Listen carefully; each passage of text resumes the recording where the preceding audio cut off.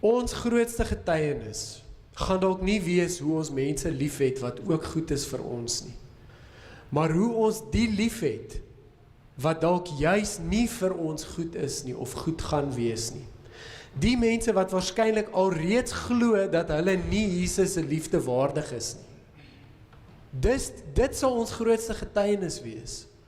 So sê ek is ook bereid om die minste van die minste se voete te was. Ek is bereid om die een wat agter my rug van my praat, die een wat my in my rug steek, die een wat ek weet wat nie altyd my beste belang op die hart is nie.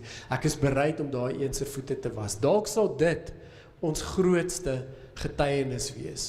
Ons moet die pad stap saam met die Judasse en die Petrusse van ons wêreld. En net so terloops, hier sit al die Judasse en die Petrusse hier voor my ook. Is nie net die mense wat nie hier is nie. Ons is ook Judas en Petrus in 'n groot mate. Maar ons moet die pad saam met hulle stap.